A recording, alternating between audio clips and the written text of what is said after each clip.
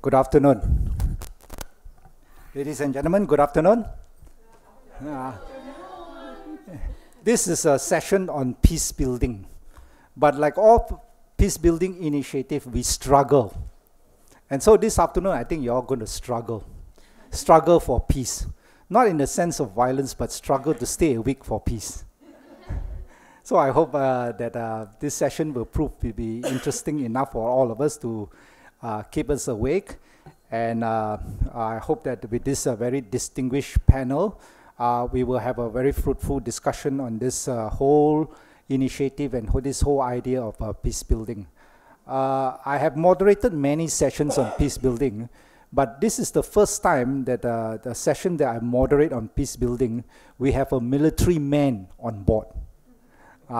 So I'm looking forward to hear from a military man on peace initiative and what does it mean by peace building for him. But that aside, just a word or two before I hand it over to our distinguished speakers to share their points of view. I think this session, what we can do is to focus on two main particular points, 2 points. The first point is that I think we want to hear from all our speakers here with all their experience, vast experience, and what they have done, some creative measures on peace building. What in their minds and in their experience, what are some creative peace building initiative that they have encountered or they have in their minds? Please share it with us. I remember the first session yesterday morning, the idea of creativity was emphasized. So we need to be creative. So let's have a conversation this afternoon on some creative measures, some creative input, some creative initiative on what we can do for peace building so that we can bring it to the G20 forum. I think the second thing that I think we want to emphasize here is that like all the other forums which attempted to do, some better, some not so good, is we need to be practical. We need to be practical orientated. And so while we share about some of these creative measures on peace building, we also want to talk about ways in which we can make these creative measures a common feature or a normal feature, what we call the norm. Or to put it in a more technical language, how we institutionalize some of these creative measures within the G20 forum and within the G20 discussion in September later this year. So really 2 points that we want to talk about, creative measures. Secondly, how do we make these measures a more permanent feature or a more common feature, making it, institutionalizing it within the G20 structures. So something simple. So I think the format of the discussion will be such, each of the speakers will have some time to say something, after which we will have a time of interactive discussion. I hope that this can be a conversation and not just really, a one-way kind of thing, but let's have a little bit more interaction because we do have about 1.5 hours or so. All right, shall we do that? All right, very good. First speaker that has appeared in many of our panels, Dr. Mustafa Ali. We also shared the panel together in Abu Dhabi on this subject as well, but that was in a more informal setting where we had coffee and tea, but here we don't have that. Yes, that Dana is there. He put us up into one room and then it was all very nice, where we have the free-flowing coffee. No, this is not meant to criticize India. India is doing a good job. All right? All right. So, the food is better here. Oh, is that so? Yeah. Oh, the food is definitely richer here. But let's not talk about food being rich. We need to talk about peace building being rich. Over to you, Mustafa. Thank you. Good afternoon, and a pleasure to be serving and sharing with you in this panel. And I'm glad that we have a very distinguished panel here, practitioners, faith, from spiritual faith backgrounds, and also I didn't know I was going to be in the same panel with people from the military. But I'm glad you're here and that we can discuss these issues and the ethical dilemmas that sometimes we face when we are dealing with conflicts. And I am just going to take a few minutes to tell you a story of two people, Emmanuel and Dominic. Fred and I have met one of these two, Emmanuel. I'm using the word Emmanuel, Fred, but you know the real name of this person because we don't want to expose this person. He was abducted when Emmanuel was abducted when he was 9-year-old. He was forced to take drugs and he was forced to kill a few people in his village so that he does not go back to his village. This is in the context of the Northern Uganda conflict, the Lord's Resistance Army, LRA.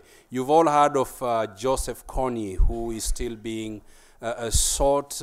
Joseph Kony was an altar boy in the Catholic Church and decided to form the Lord's Resistance Army, which at its peak had recruited 22,000 child soldiers. Dominic and Emmanuel were one of those 22,000 child soldiers.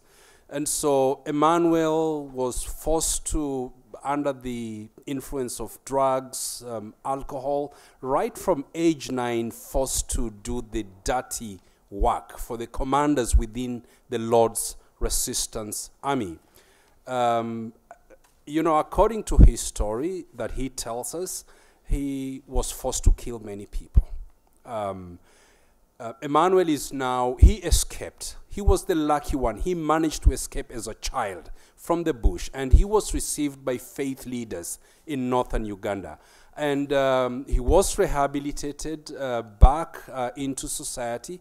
We met him when he was still a child, and we worked with him through until today. We are working with Emmanuel, who still struggling with trauma.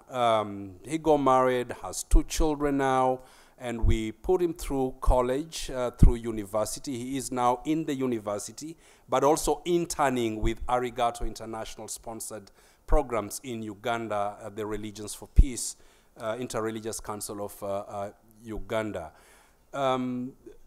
Emmanuel has tried to commit suicide many times because of the trauma. And guess what? It is the imam who actually counsels him. The support that we are providing Emmanuel comes from a Buddhist-based organization.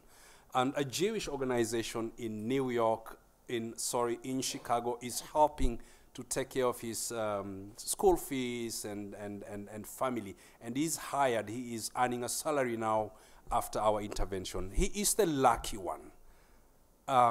Dominic Ongwen, you know Dominic Ongwen, I'm sure. Dominic Ongwen was abducted also when he was either 9 years or 10 years old. He was forced, like all child soldiers, forced under the influence of drugs, because they become not themselves when they're fed with all these drugs.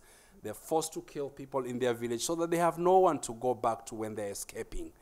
Ongwen and 3 child soldiers, Dominic Ongwen, tried to escape from Joseph Kony, but they were caught. So Emmanuel was not, Dominic was caught.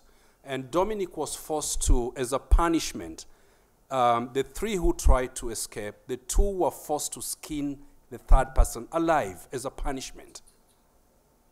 These are not my stories. I think you can read it on BBC and you can follow the ICC ruling. He later was arrested, so he could not escape again because of what he was forced to do.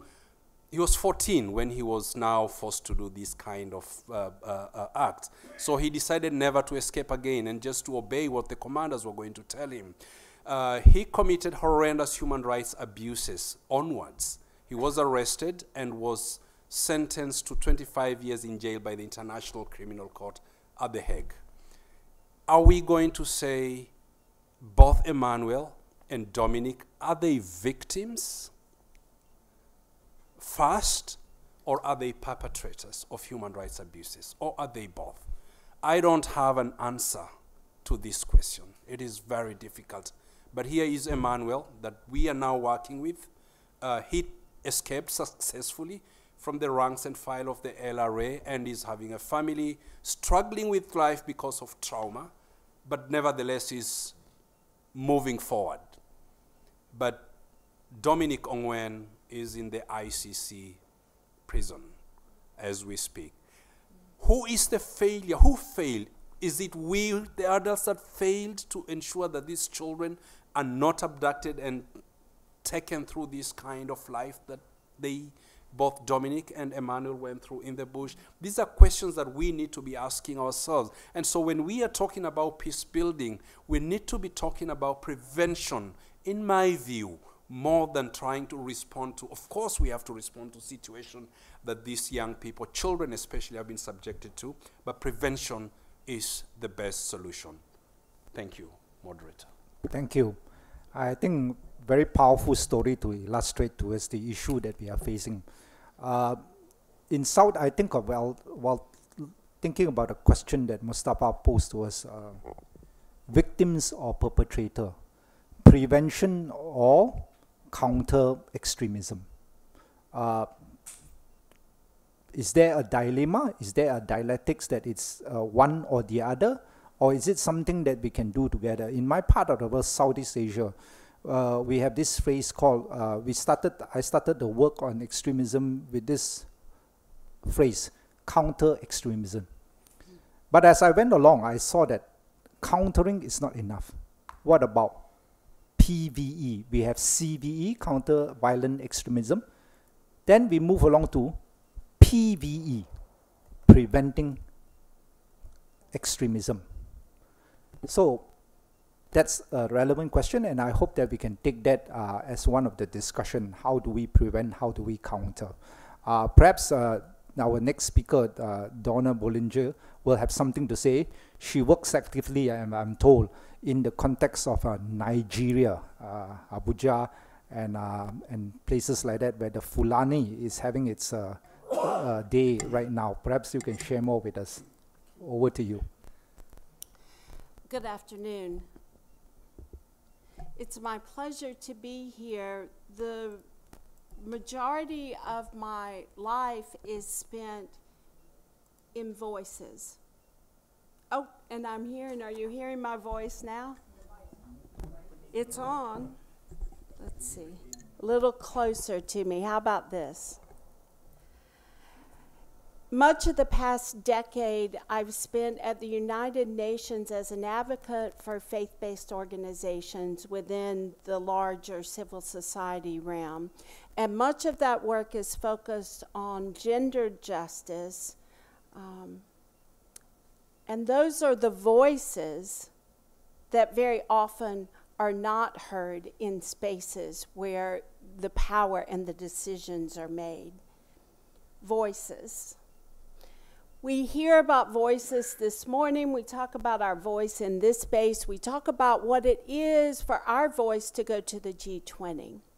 But this afternoon, I want us to think a little bit about those voices of women. I'm going to give a quick overview of some of the UN processes. I know many of you are familiar with these, especially UN Security Council Resolution 1325.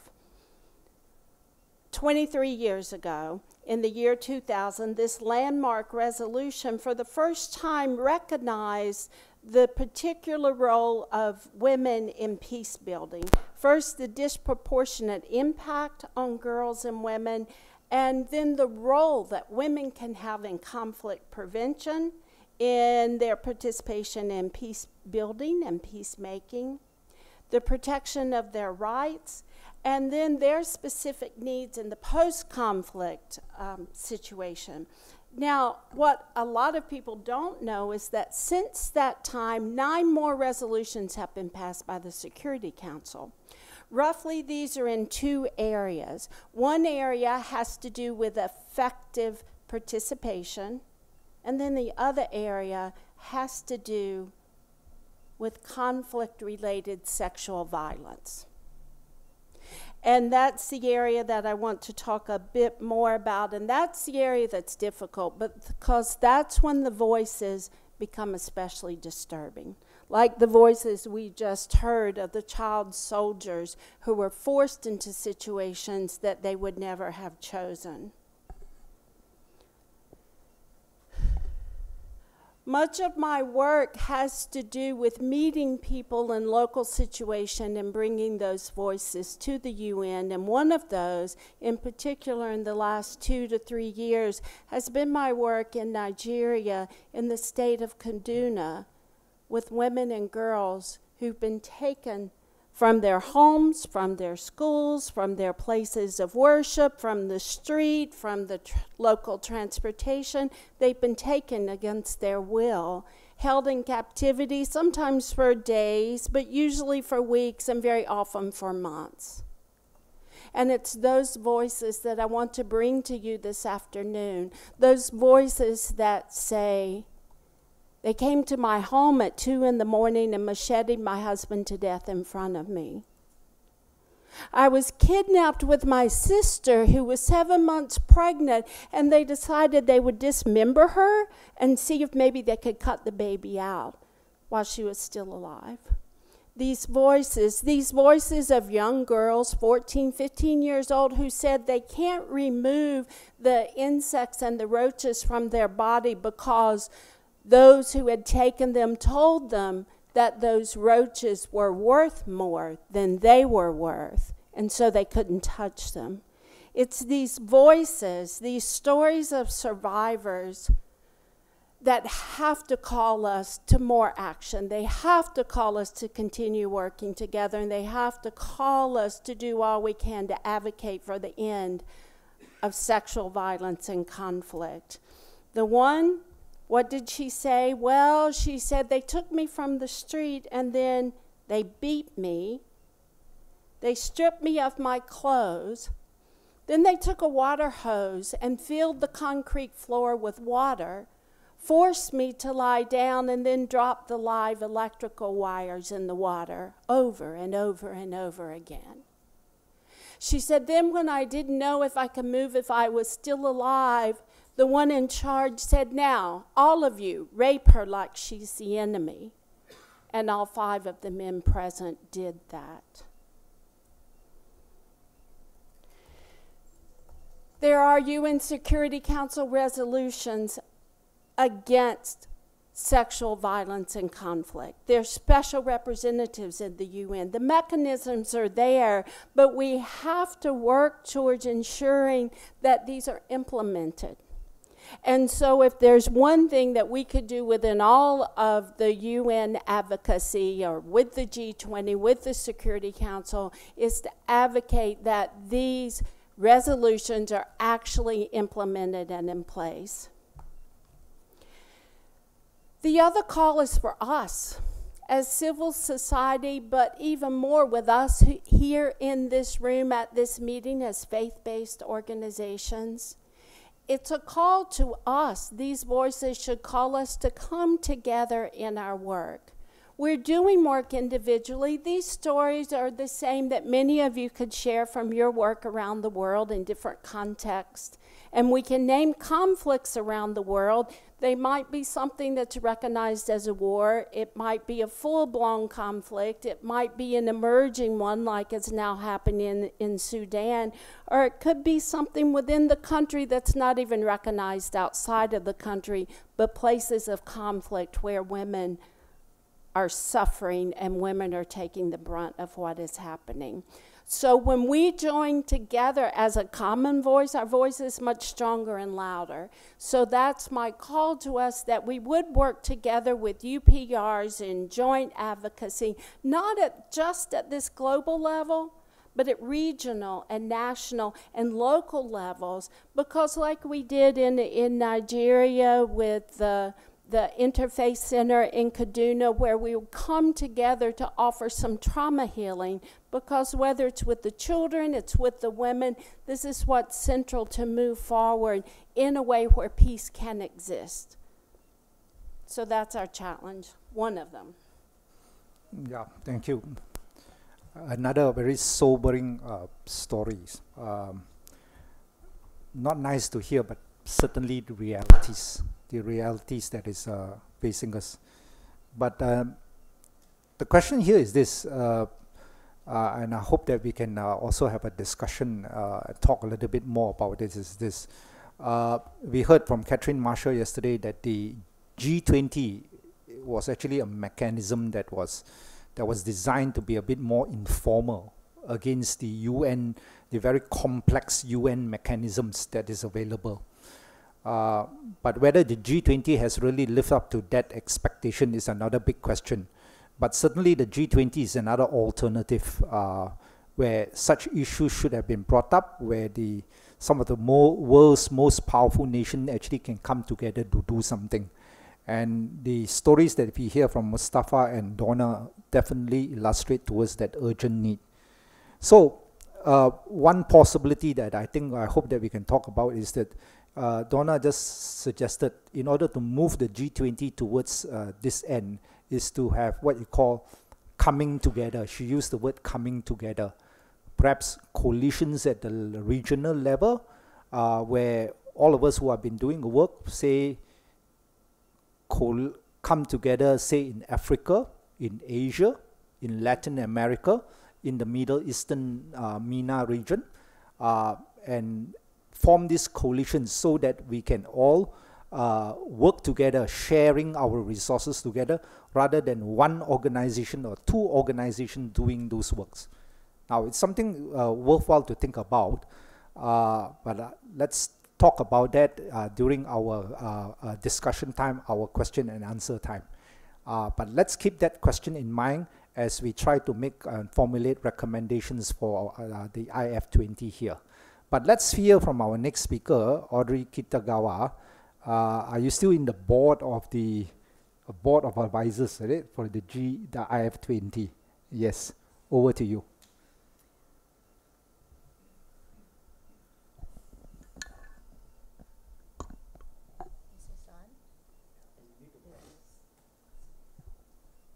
Is the green light on? Okay.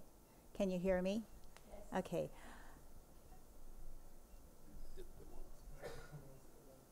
Here we go, this one. It's more walking. Okay. I'll talk out of two sides of my mouth. How does that sound?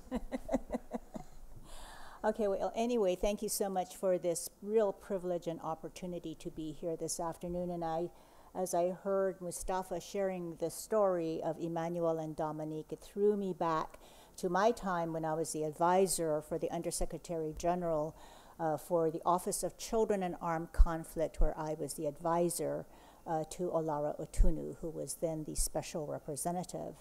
And we were an advocacy-based field, not actual field work, but did advocacy on behalf of child soldiers. So, but I did go to these conflict countries and do assessments of the status of children.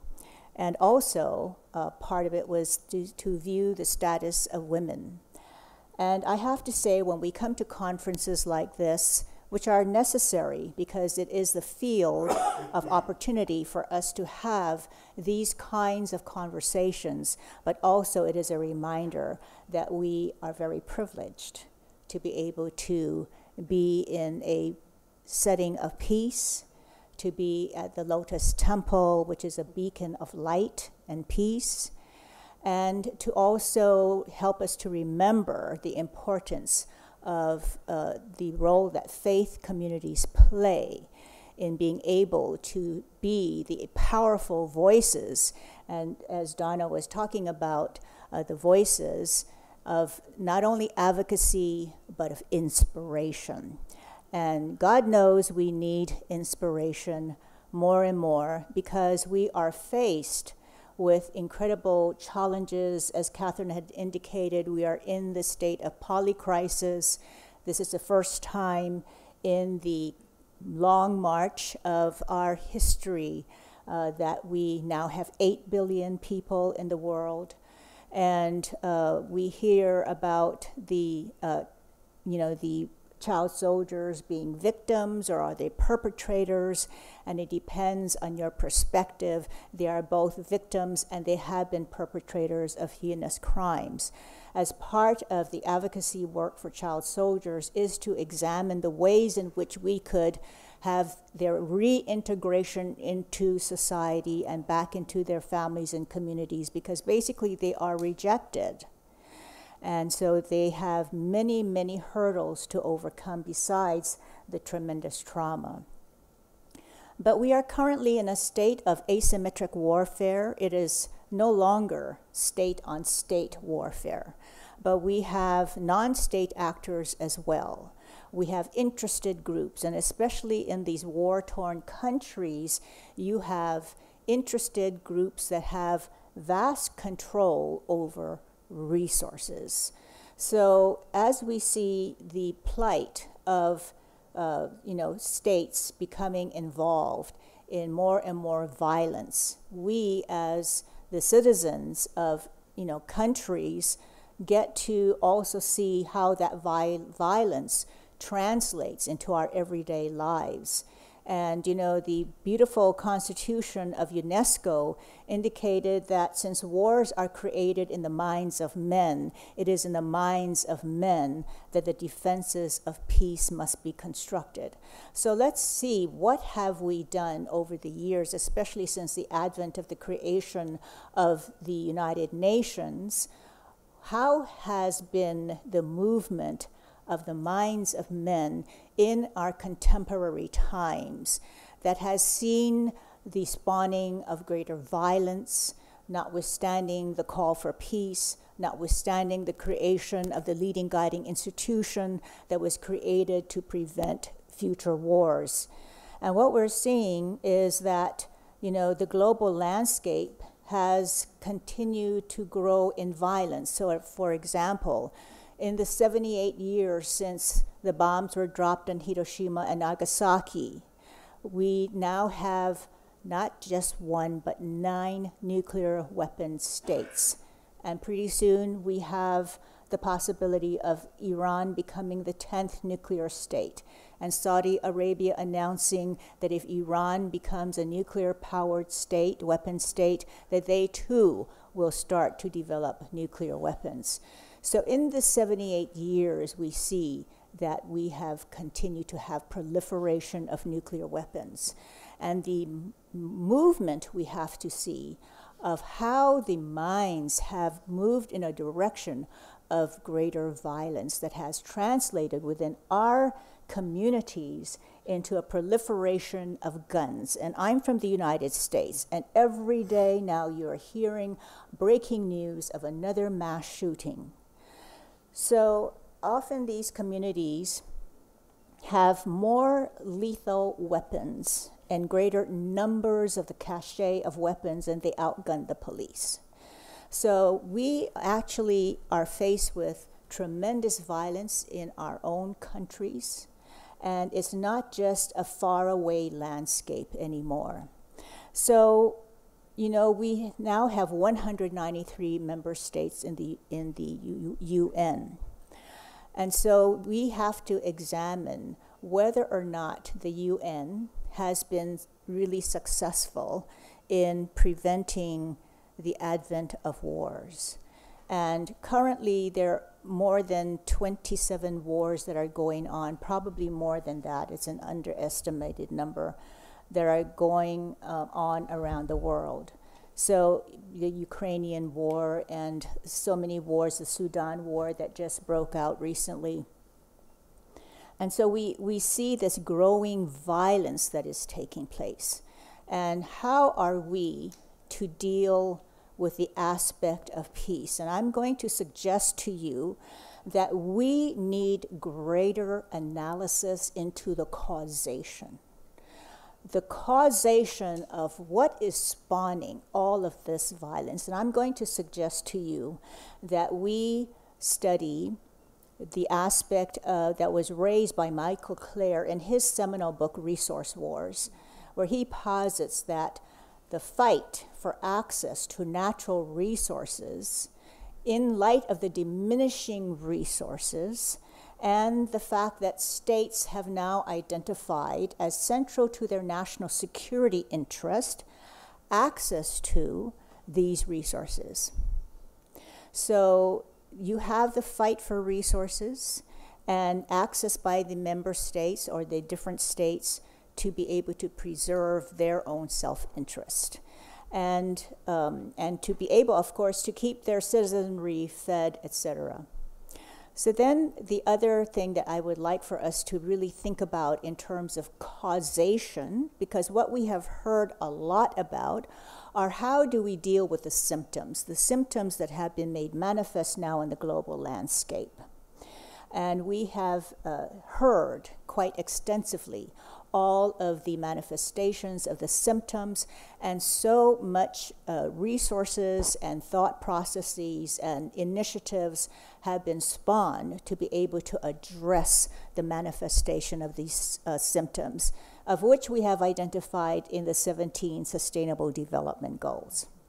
And the other thing I want for us to really think about as causative is David Korten's book, When Corporations Rule the World. And it is one of the most seminal books that is just filled with important information. And in that, it's a critique of the current methods of economic development. And he asserts his desire to rebalance the power of multinational corporations with concern for the power which these corporations have amassed unto itself, and in, actually creating corporations with personhood. Okay?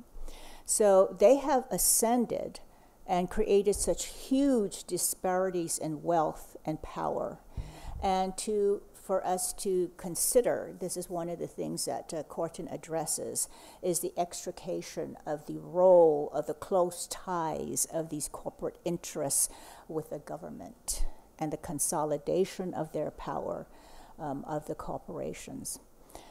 So, and of course, you get to see the processes that help to solidify and deepen the corporate interests and the power, and how it plays out in the political field with, Citizens United, where now all of that big money gets thrown into the political elections, etc., and all the powerful lobbying that is taking place.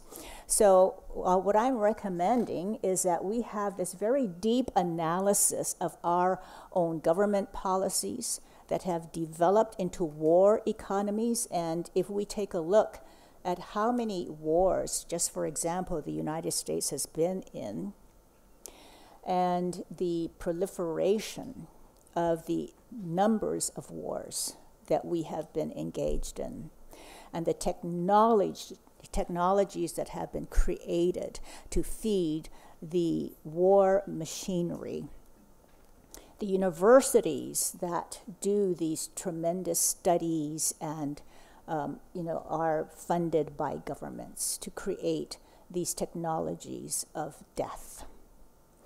And so in this destruction of our environment to be able to privilege certain powerful countries to have access to the resources that are diminishing and the growing power of the corporations, I'm going to suggest that we are more and more going to experience failed states.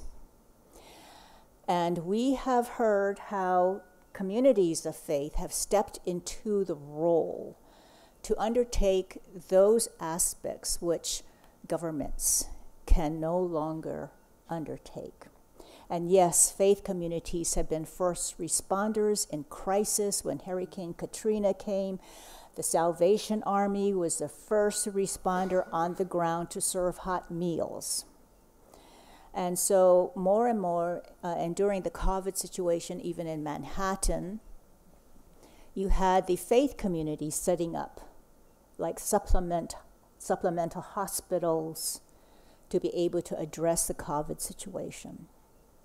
So it is going to depend basically whether communities of faith and under the umbrella of their faith tradition, or civil society and the mobilization of civil society, we are going to have to depend and count on each other. Because as we see the government failing more and more in their delivery of services and what is necessary, then the faith communities that have historically been rooted in their communities to come in and fill the gaps. And it is really a call, the voice to call out to civil society to step into the shoes of responsibility and take on more and more responsibility that has historically been within the purview of the states to do. So thank you. So thank you very much, Audrey. I don't know about you. Do you feel, right now, how do you feel? One way of looking at it is we get more desperate, or the other way of looking at it is let's be more positive. We are going to go out to this room to solve all the world's conflict and problems with peacemaking, right? But I think Audrey has put it very sharply, the analysis that the denial of resources, whether from climate change or whatever else, the tilted economic development cooperation, the so-called powerful multinationals, and this is true even in my country, in Malaysia. Google is richer than some countries in the world. And the technological fit to fit the war machine or the interests of state-funded violence and conflict, these are realities. How are we going to resolve this? Perhaps some of the states in the G20 are even guilty of this. So, but again, Audrey highlighted, like in the tunnel, the faith-based community, the faith-based organizations that needs to quickly step up and fill the gap.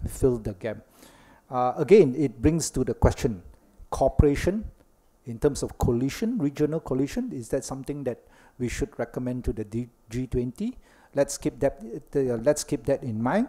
Right now, let's hear the views of a military person, and I am looking forward to the views that's going to be shared by Colonel Dipla.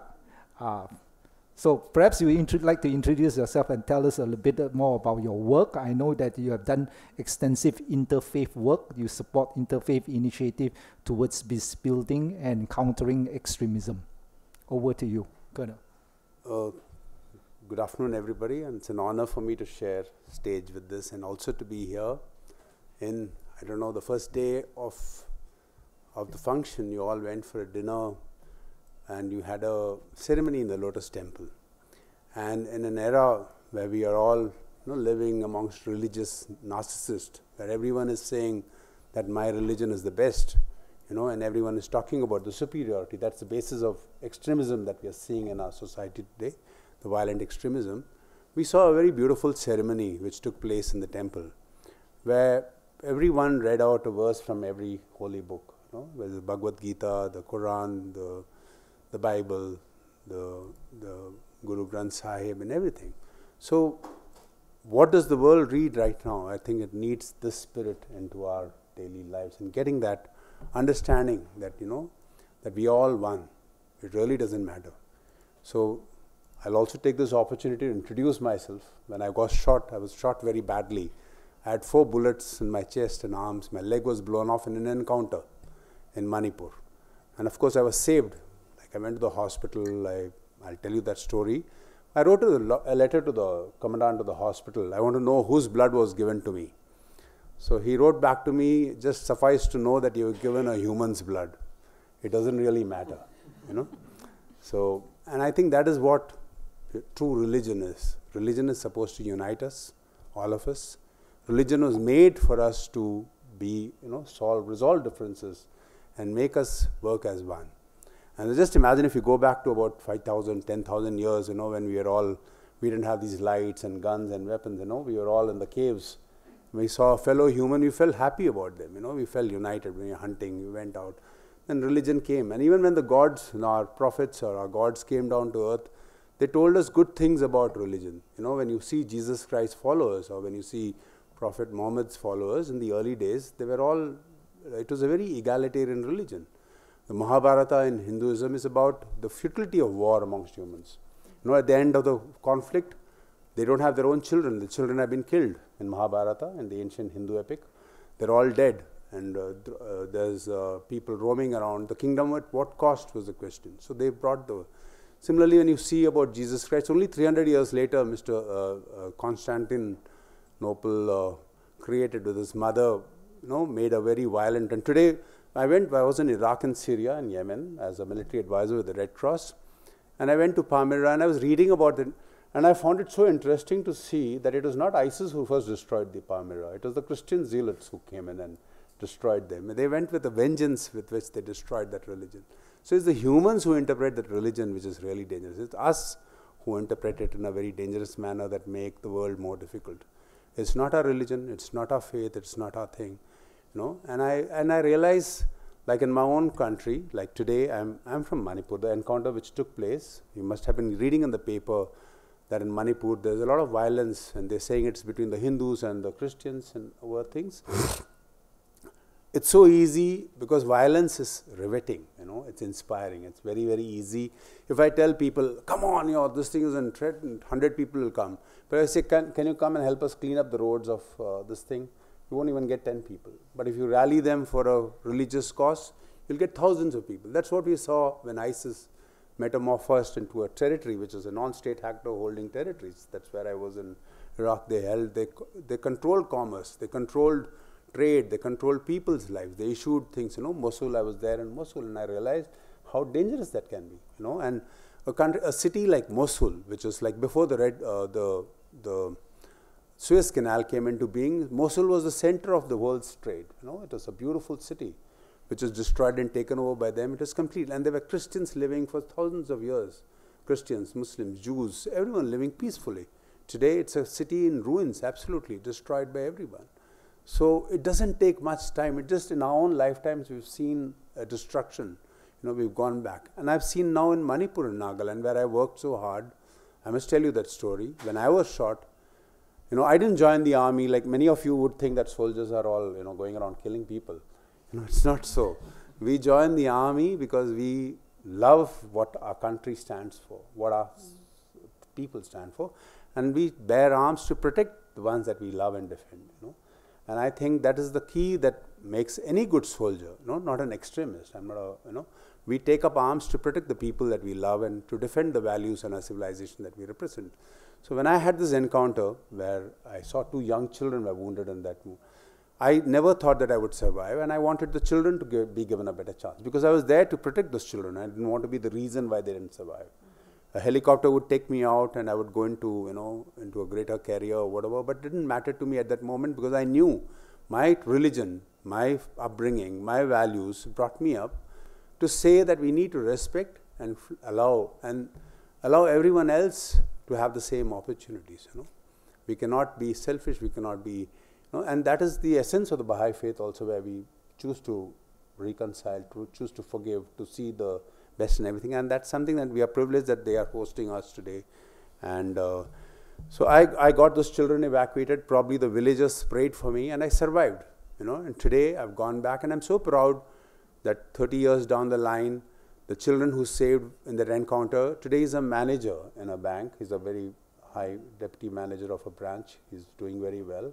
In an area that has been torn by conflict, there is a fight between Nagaland for Christ, like Nagalim. The idea was a country for Christians, and against in India, which is a secular country which has a lot of values. A lot of people say a lot of things about my country, but when I lived there, I also used to believe a lot of things that are told. But when I lived abroad and I came back here, I realized that this country is amazing. It's not just the food that is best. So, but there's a lot of good things that is amazing.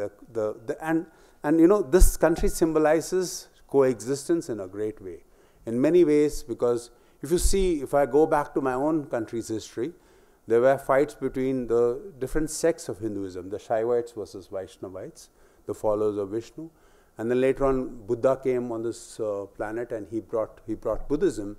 And then you go to ancient temples in our parts, you'll find some places a lion riding a elephant or an elephant riding a thing. These are symbolizing victory of Buddhism over Hinduism and things like that. And then around 1000 AD, we had the Muslims coming here.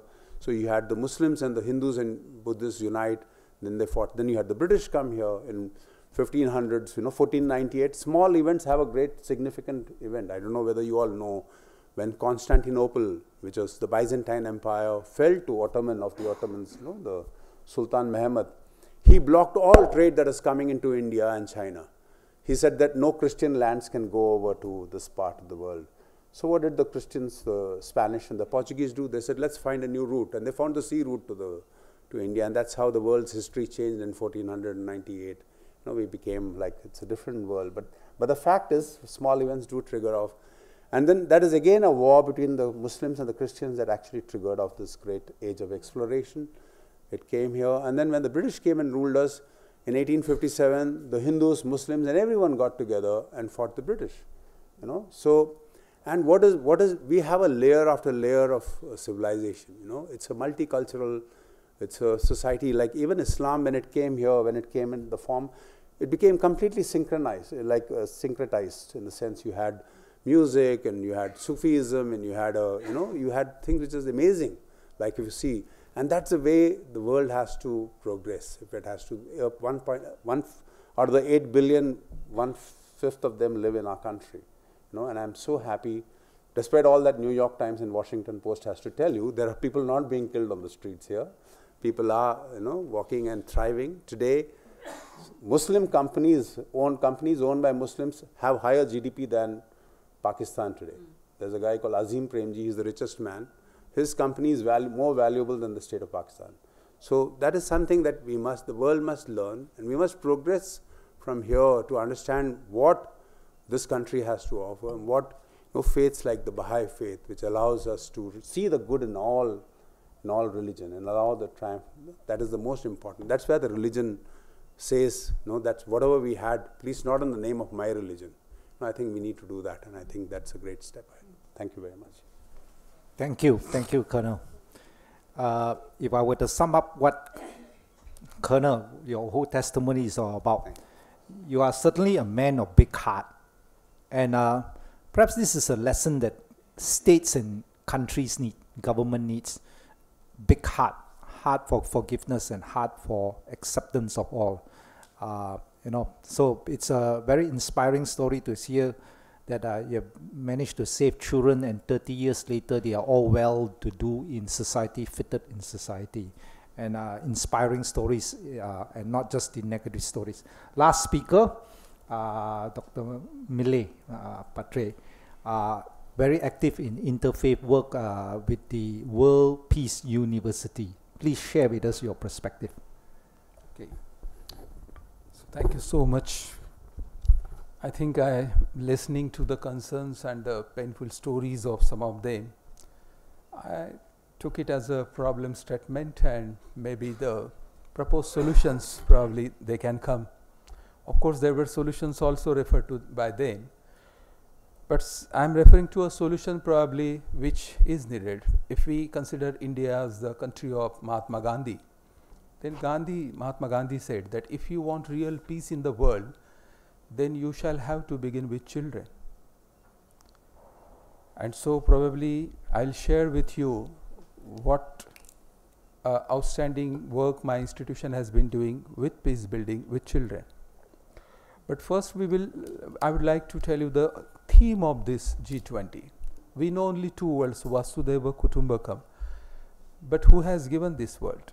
5,000 years back in the ancient wisdom knowledge traditions, Mahopanishad, Upanishadas, they say, and I just say the complete stanza so that you understand why a G20 theme is considered this way. They say, Ayam Nijah Paroveti Ganana Laghuchetasam Udara Charita Natum Vasudeva Kutumbakam.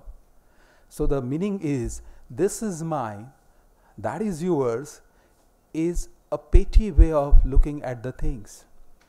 For those with noble consciousness, the whole world is one family. I think most of the times the problem to peace building, I believe there is a quote of Einstein, if we understand, we can begin the solution there also. Because we understand Einstein not as a religious person, interfaith, but a very scientific mind.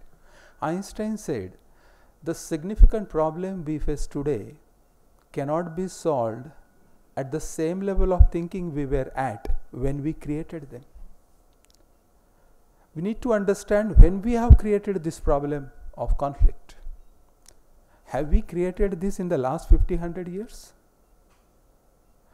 If you read epitaph, if you read, there was a pillar found 6,000 years back. The message was pictorial. It was deciphered few years back. And this is how that pictorial graph reads. The world has become very bad. There is violence everywhere. Nobody respects. Students don't respect their teachers. Children don't respect their parents. There must be something done. And this ancient pillar was 6,000 years back. Most of the times we tend to believe that the problem has just arisen. Every generation feels that their generation is and therefore we think that the problem is now. It is not the problem. We respect and revere Buddha, but probably we don't want to respect the gospel taught by Buddha. He says, peace is within, don't seek it without. I belong to the institution where it is said that religion is to perform your duty. Duty towards your mother, your father, your society, the nation, the whole world. Vasudeva Kutumbakam. Why did I say? Because in MIT World Peace University, we have got UNESCO Chair for Human Rights, Democracy, Peace and Tolerance. And since we became university, 20,000 plus students every year, whosoever takes admission in MIT World Peace University has to go through a 12-credit mandatory peace syllabus. Just as there are subjects of thermodynamics, physics, chemistry, they are in the timetable, there are peace subjects, they are intrinsically woven in the very academic curriculum, and every student has to learn, has to go, submit the assignments, attendance criteria, core credit subjects, and then they have to pass. If they don't fail, they don't get the graduation. 20 plus thousand, it's not about. And so in a way, when we say peace begins, Gandhiji's statement that you have to begin with the children, that's what we have been doing. And this activity is culminating now, the same type of conference in September 5, 6 in Pune, in the world's biggest dome. Now please understand, this is the biggest dome in the world built by our institution. It was inaugurated by the Honorable Vice President of India in 2018, now delivered to the entire humanity for world peace. And the beauty of this whole activity for world peace is that in the inside of the dome, there are 54 larger than life-size 1.5-ton bronze statues of all the major founders of the religions. Just few months back, we also installed the statue of Joseph from the Christian community and from the Salt Lake City. And there are 54 statues, but inside there are all the saints, sages, maybe Socrates also, and outside there are the scientists and the philosophers. Why? Because scientists look outwards and find the reality, and the saints and the sages, they look inwards and find the same reality. So the reality is the same. The only way is approach. One look outwards, one look inwards, they come to the same conclusion, and therefore our institution stands on the firm belief of the noble son of India, Swami Vivekananda's that statement made in the United States of America in the World Parliament of Religion, that union of science and religion / spirituality alone will bring harmony and peace to mankind. So the students are learning.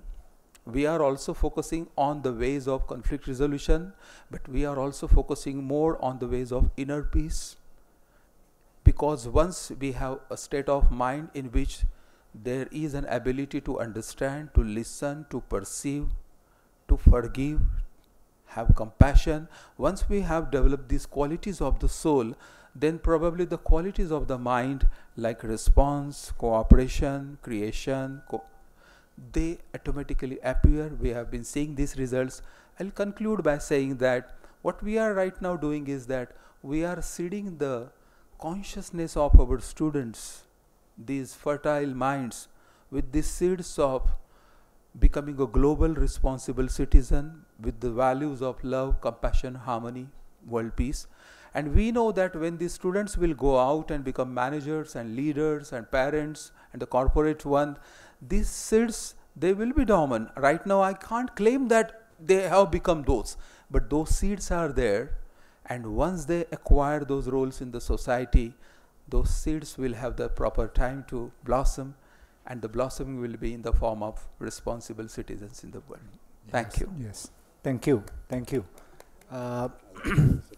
Again, this underscore, I was at the session before lunch, the panel on education. And in that panel on education, what was stressed was ethics and values education is important. And so what Dr. Millet has shared is underscored that important point. Now we have about half an hour or so, and I deliberately wanted to keep this half an hour so that we could have a more fruitful discussion on how to move forward. We all know that peace building is a given. It is a necessity element for the human flourishing. We also know that this problem of peace building, it is often not there. It is a denial of peace building. Catherine Marshall spoke of the poly crisis, but I think what was different from her addition here and the one that is in Abu Dhabi was she added this phrase, perma crisis or permanent crisis, seemingly to suggest that the 4 C's are going to be with us permanently. Now, we can debate about that and say yes or no, but it does seem that conflict, living in conflict, living in tension, living in polarization, living in violence for certain people in a part of the world is going to be just a reality that we just all have to live with. Question here is how are we to manage it? So with that small little remarks, and thank you to all the speakers' contribution, perhaps we can open up a discussion and say, how can we move forward? What can we tell the G20 or through the IF20 in this forum, the IF20 forum, tell the G20 what should we be doing in terms of managing peace or peaceful coexistence? Should we look into the idea of a charter, form coalitions, round tables, and so on? Please share your views. Anyone? Yes. Do we have a mic?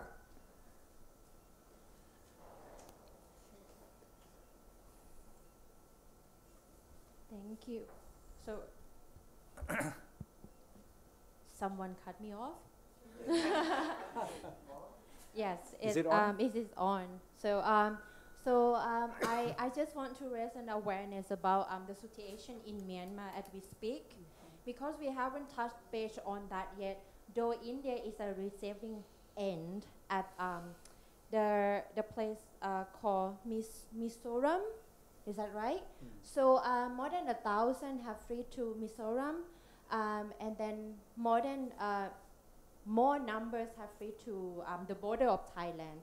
And what do? We the international communities are so quiet. Why? Because they don't consider it at the international, like, you know, it's a in-country conflict, but so we don't brought that up. But yes, there are the countries that that have been supporting the military junta there in Myanmar. And there are a number of people there. They're forming the group called PDF, People Defense Force. So which most of them are children and youth and women. So what are we doing here? And I'm looking at the member of the G20. India is one. So you have a very loud voice in this presidents here this year. Can we do something? Can we speak up for those? And also the evidence that there are some of the, our friends here in India. Indonesia have been on a very good position by raising these voices, but not yet enough. So can we use the ASEAN mechanism to really voice it out for those? Because what Donna said was that, so I work with the USAID, supported by the USAID on the Women Peace Builder network. So under the UN security. So what I've been hearing here is that the religious leader or some monks that disrobe in this situation, how can they be so calm and kind while the gun is pointing their head? So the only thing to survive is pick up the gun and then shoot the others. How can we balance this? We can talk sense because we're sitting here in the control room and we feel safe enough to say that, oh, I have peace in my mind. But also, please, we have a very strong voice here. And so we are very loud people. Please help our friends. We cannot find peace and also leaving no one behind. We cannot consider this as a successful story if we are not mentioning it. At least speak. I know that this takes time. So yes, just a food of thought here. Thank you. Yeah, thank you. I don't know, any of your panel speaker wants to respond? The IF20, are they permitted to make a statement?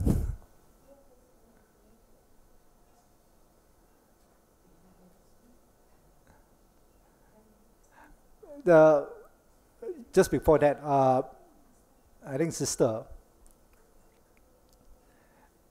let me just comment a bit about ASEAN. I work with the Intergovernmental Commission on Human Rights of ASEAN.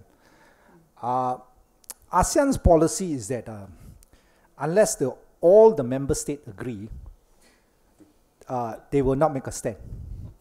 Unfortunately, Myanmar will never agree to anything the military junta does or say, for obvious the geopolitical reasons. And many of the ASEAN states, including Thailand, when they were chair, refused to take the sides because of, I think, common interests. So I think ASEAN as a mechanism, it's not really political, it's more economical, trade cooperation. In many ways, it's actually meant to mirror the G20, but what is happening is that within the ASEAN Intergovernmental Commission, we are trying to raise these issues up. But again, it is just a commission within the ASEAN, and the voices of commission, especially the ASEAN Commission on Human Rights, actually is, in terms of priority, is number 7 or number 8 down the line, So I'll be very honest with you. So what we can say is very minimal. We can say that this is the violations of human rights and all that kind of thing. But very often, when it comes to the ministerial level, the foreign ministers will just overrule it. So that's the reality. G20, I hope someone from G20 or someone within the IF20 can say something more. Can the IF20 make a statement? I'm not sure. Yeah. Next, yeah. Felix. My name is Yes. Fred Nyabera, Fred. Arigatou International. I want to try and say 3 things within 1 minute, if I can. Because I think we're moving towards a point when we're critically looking at the peace-building efforts that we've been having. Because we've been in this field for quite some time, and sometimes we are still surprises, like with Sudan, South Sudan, Ethiopia, if I may talk about Africa and other places. And we've invested a lot, we've had these meetings. What is it that we're not doing well? Maybe that's a question we need to look into. Or how can we do things differently? I like the idea of conflict entrepreneurs or entrepreneurship that was brought. And I think we need to look into it, but also look at peace entrepreneurship. Can we tilt it and support those companies, organizations that promote and support peace and social justice as an alternative to this conflict entrepreneurship that we're talking about? And I think that's where the faith consciousness comes in and can be able to mobilize and talk about that, because it's one of the values. The second thing is, I think as the colonel started saying that things have changed over the years, and also conflicts have mutated, they've changed, and we live in a digital world. I didn't hear anybody talk about technology for peace building, and I think we must look into that in this era of technology and how that is affecting us. We cannot really leave it out. The third one and the last one is who is setting agenda for peace building? I'm not talking about conflict now, or who are interested, but when we talk about peace builders like us, who is setting the agenda? I'm afraid to say that sometimes they're external, they are donors, the international organizations, and the communities that are affected are left out. And the agendas and some of these things don't reflect the reality on the ground. So we invest a lot, and then you're surprised that people signed agreements, and within 1 week, they're not being respected because they're not part of it. So even peace building must be localized, and those who are affected at the ground must be involved from beginning to the end. Thank you. And with their human dignity left intact. Thank you. Okay. Yes. So I think I'm so afraid to talk. Take mic on my hand. Okay. So I think the idea came from a fellow colleague about this peace entrepreneurship. But in Sri Lanka, I have seen many young people have, leading initiatives which focus on social entrepreneurship. And we were able to see lots of positive outcomes from that as well. So that is why we always, shout out that young people also to be represented in everywhere you go, because then you can, get more new ideas as well. And thank you for that, for bringing that point as well. And the second thing is, being a young person in the peace building field, I usually, coming from a war and displacement experiences, and my mom usually tell, you are involved in peace building, and make sure that your actions or the words are not affecting not yourself, and also the safety of your people around you, because when you are coming from post-conflict areas or conflict backgrounds, and then the state or the powerful people usually, try to suppress your voice. And when you are young, the possibilities are very much high. And I am representing a minority community as well as a young people's community. And then I'm also falling under the women category. So then the threats or the suppression, the possibilities are very high. So this is what usually many young people, especially young women peace builders, facing right now. And this should be addressed at least through the G20 Interfaith Forum. And also we have to see the gaps and the solutions, how we can bring those problems into the panel, or into the table where these high-level politicians and the leaders are in, sitting. And the third thing would be that I want to identify here or bring out here. That is, one of the things that I have seen in this peace and development work is we always, shift our work into different topics. So they talked about peace building after the end of the war in Sri Lanka.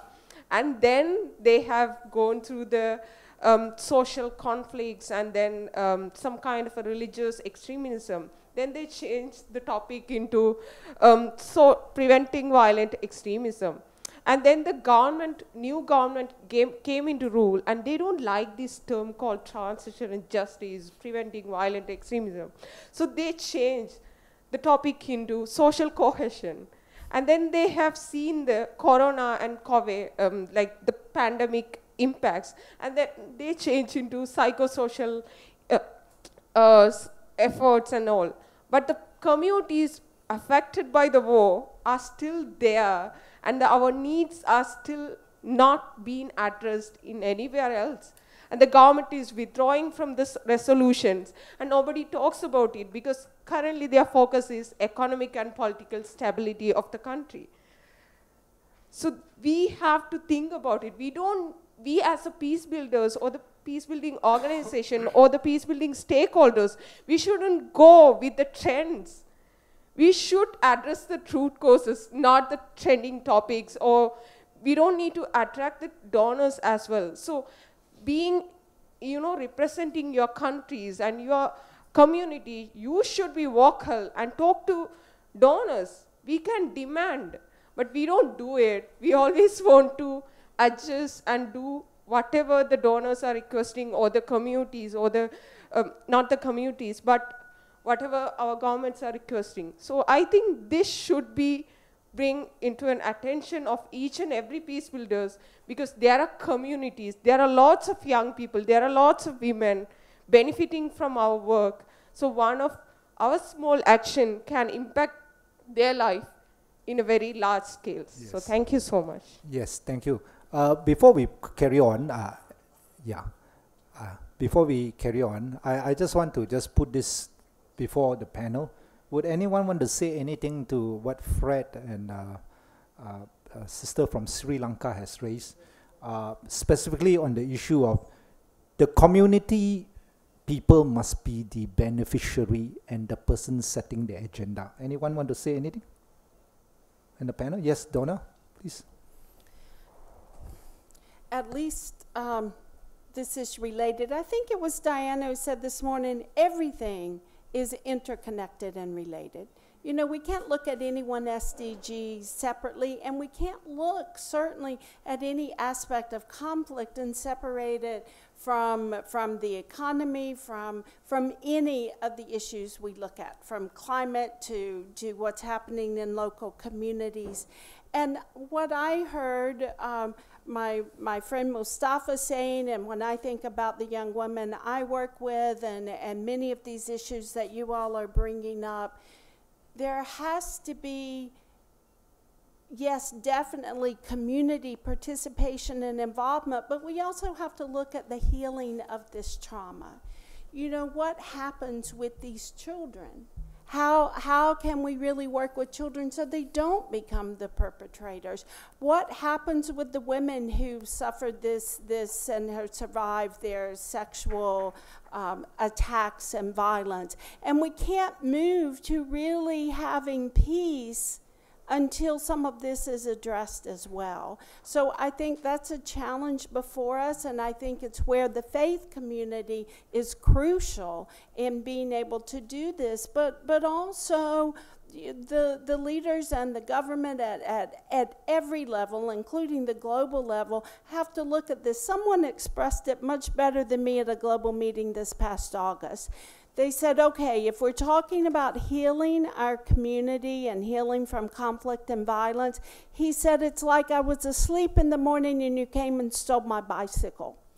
And you still have my bicycle, but at 10:30 in the morning, I get a very nice engraved invitation to come and meet you for lunch.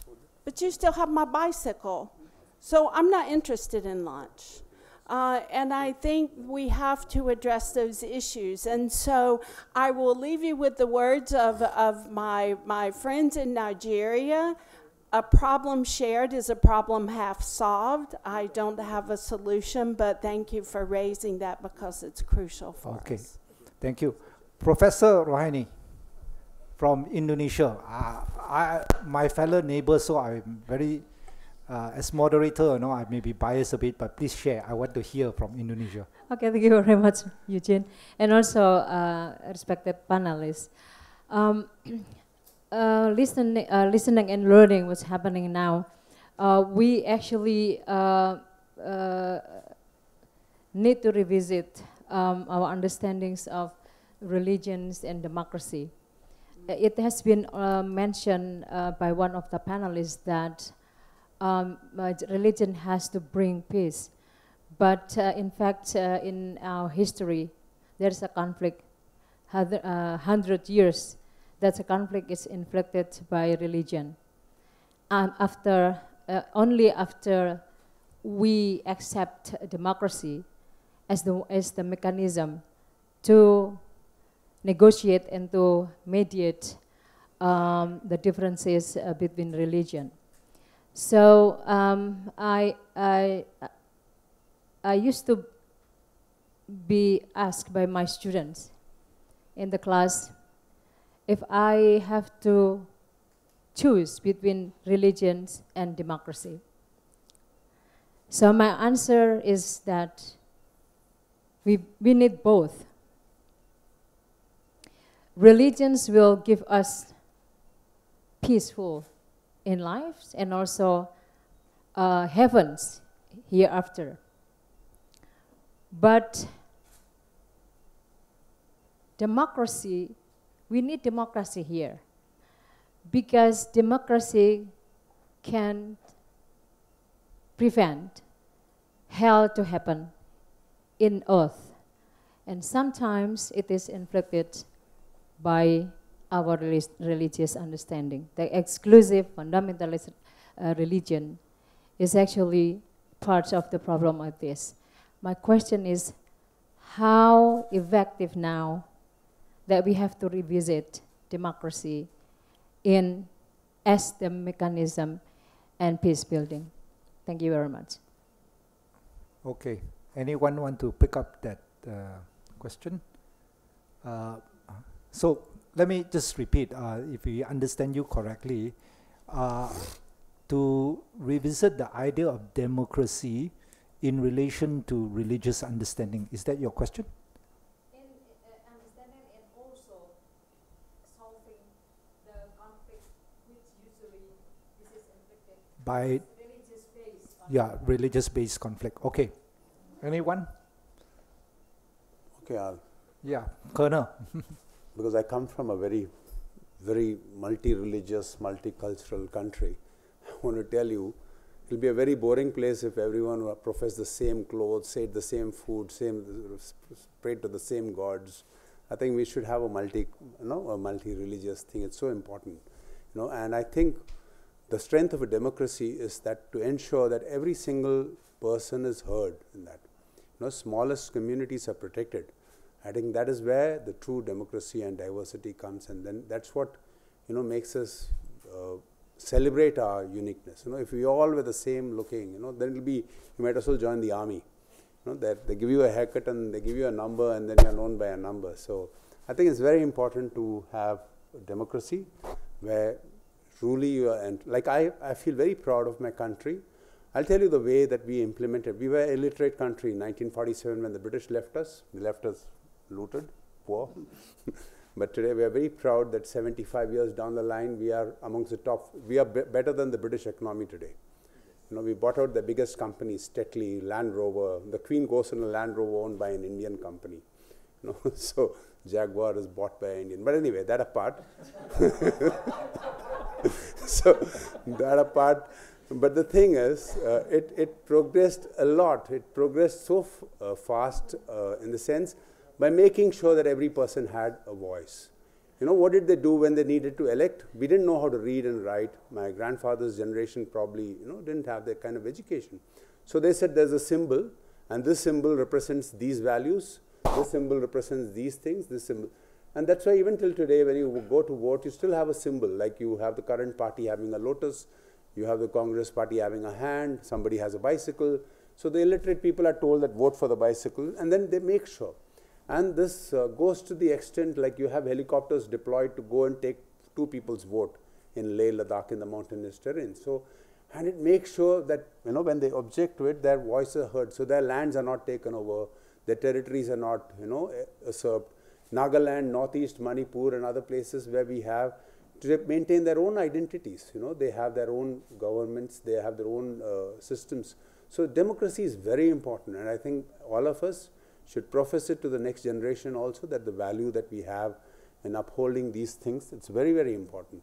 I'll also like to take on the question from my friend from Thailand, who said, you know, the world is not harmed because of what the evil do. It is because of the good people are keeping quiet. That's what happens, you know. So when you say that nobody's speaking about the junta, I think this is what Albert Einstein said this, you know, 80 years ago, that, you know, he had escaped persecution, and so the thing is that we suffer because we are not able to act. And you must be, it will be interesting if you read history, and you'll see that Hitler was supported in the early days by all those people around him, Britain and others, who finally had to fight him. So it is faster that you recognize that the evil, like even ISIS, when they came in here, people thought that, you know, like there were a lot of people supporting that. But later on, the whole world had to unite and, you know, coalesce against them and destroyed that. So evil, finally, there is a law in this earth that the fight between the good and the evil, the good always triumphs. You know, in the end, it's a lot of prices paid, but it's a thing.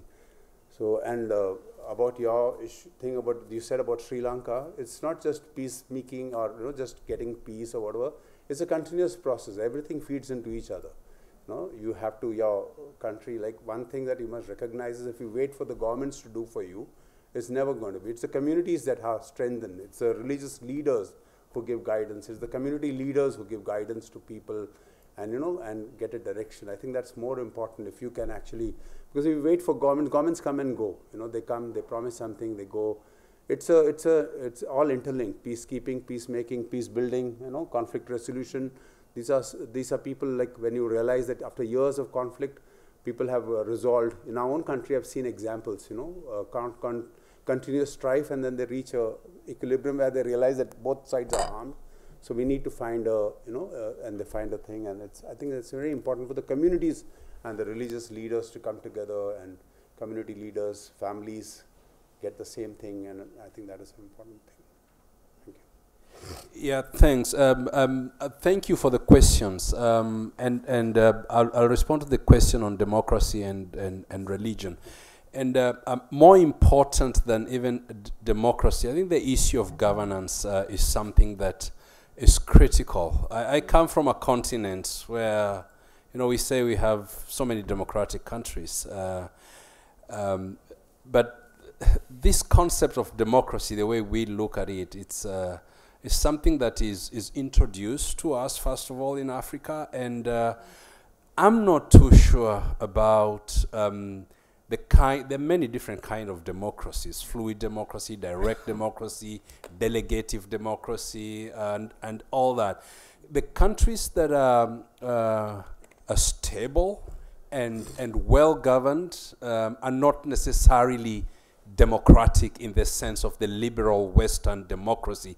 And I see this, actually, I've seen wars breaking out because countries decided to start adopting democratic principles, and then minorities don't, you know, they don't get, well, the majority have the say, and or rather the way, and you might have your say, but you may not get your way, and it's a cause of frictions. There are those of more guided democracies, and there are many examples in Africa that have really succeeded, are stable, are peaceful. They are democratic states that are really, really down, in fact, failed. And that's why, I mean, for me, I would focus more on governance, the quality of the leader, whether that leader is actually coming through consensus or shura or whatever. I know this might not be a view held by many, but I would go for, governance and consensus for communities to ensure stability and the rule of law in any setting that we have. secondly, on again on democracies, you know, I've seen democracies, democratic processes being controlled by very few people, actually corporate companies, corporations. We see this in many countries in the West, that there is so much control over the democratic, there is the pharmaceutical industries or the military industrial complex. There are all these debates that I think we should be having about democracy is good. I think it's worked in some areas, and it's give and take. UK, you know, it's the king who's the head of state, right? He was coronated the other day. Who elects the head of state there? I'm not sure anyone elects the head of state in the United Kingdom. It is tradition, isn't it? It works for them, and people seem to be happy. And yeah, why not? In Parliament, I think it's not necessarily the person that is elected directly by the people. It is the majority party, that the leader of the majority party, that then becomes the prime minister. In the more presidential democracies, you have the direct elections, like in the United States of America. In Kenya, even in the US, I think it's the electoral college system that you have. They are not necessarily, you know, one can actually have less votes and still ending up becoming the president. But these are debates. There's no one way of looking at it. I think India has surprised many with the kind of democracy that you have and how you manage that kind of democracy, that really to the grassroots, it can take months, as I understand, for the elections and counting of votes before that election is concluded. And it's very varied, yeah, around the world. Not one answer. Okay. I think, apologies, we already are at 3:31, and I think we have to be closing very soon, because at 4 there will going to be another session. But for those of you who still got a burning question, please write them down, pass it to me, and perhaps I would want to be able to pass it to Cole or Catherine. But before we go, just one or two summaries to just bring the thoughts together. I think this whole thing about, I was at the educational breakout session, and at the end of the session they mentioned this. They say that they have an education task force. Am I right? Those guys. So if there is an education task force, I'm wondering whether what happened to the peace building task force of the IF20. So perhaps this is something that we can think about.